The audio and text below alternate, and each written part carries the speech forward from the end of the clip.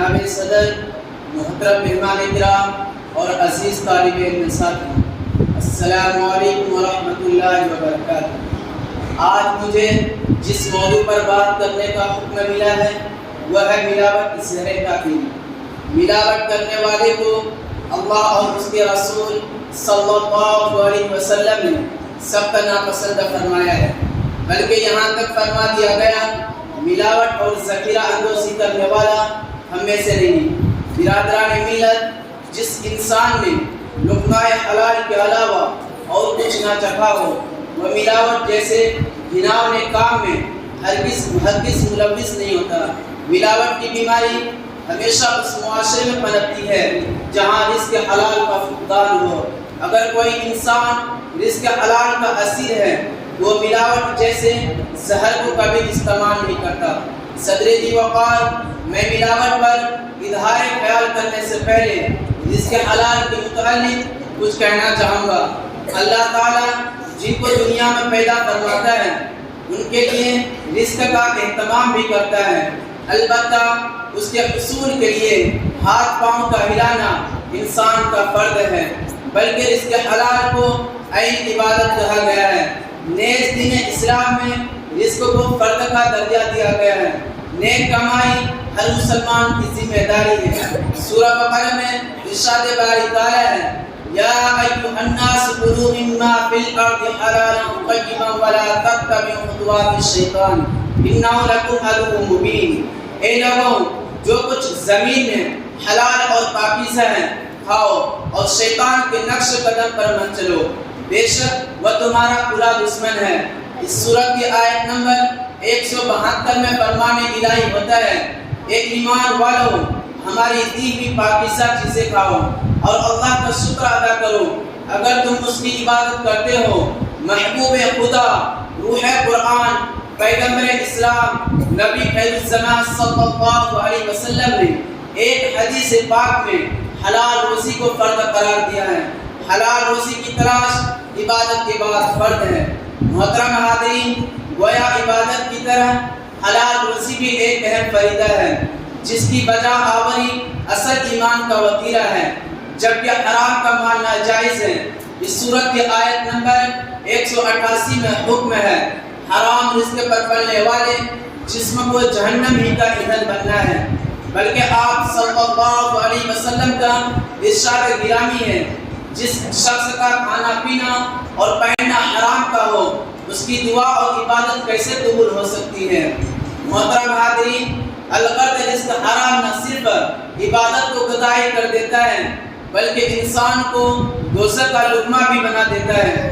یہی نہیں، اس ناجائز فعل سے معاشرہ بھی متاثر ہوتا ہے، اور جس معاشرے میں ناانصافی، بددیانتی، رشوت ستانی، چوری و ڈکیتی، سود خوری، جوا بازی، ذخیرہ اندوزی، قتل و غارت گری، منشیات فروشی، ملاوٹ اور دھوکہ دہی، ایسے ناجائز ذرائع سے آمدنی رواج پکڑے جائے تو اس کی تباہی و بربادی یقینی ہے۔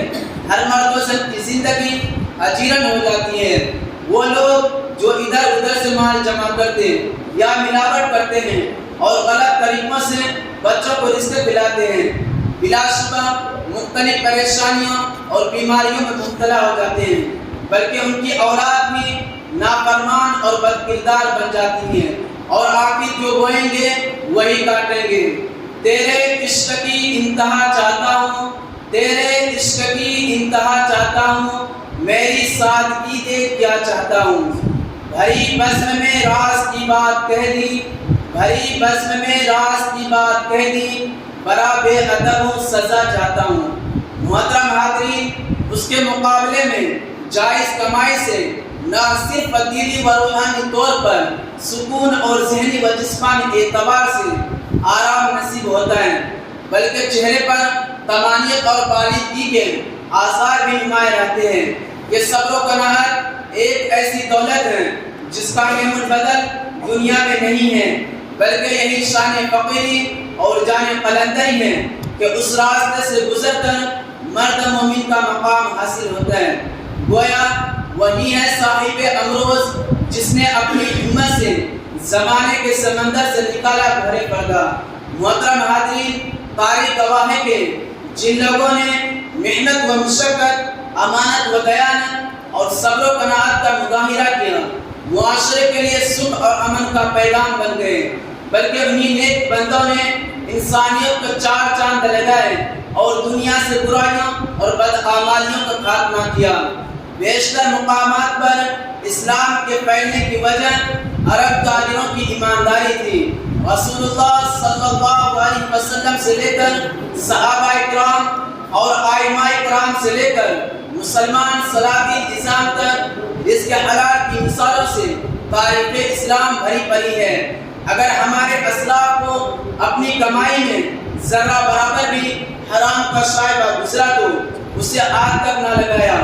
حضرت امام ابو حنیفہ رحمۃ اللہ علیہ کو جب معلوم ہوا کہ ان کے ملازم نے ناقص کپڑے کا تھان بھی فروخت کر دیا ہے، جب تک گاہک کو قیمت واپس نہ کر دی تب تک سکھ کا سانس نہ لیا۔ پیش سرکار اے لب نہیں کھلتے حافظ، پیش سرکار اے لب نہیں کھلتے حافظ، مجھ کو اس ذات گرامی سے حیا آتی ہے۔ محترم حاضرین، اس اہمیت کے پیش نظر فرداً عنوانات کو زیر بحث لانے کے بجائے مذکورہ چیزوں کے حوالے سے چند ارشادات نبی صلی اللہ علیہ وسلم بیان کر دیے جائے تاکہ کسب حلال کا تقدم وادی ہو۔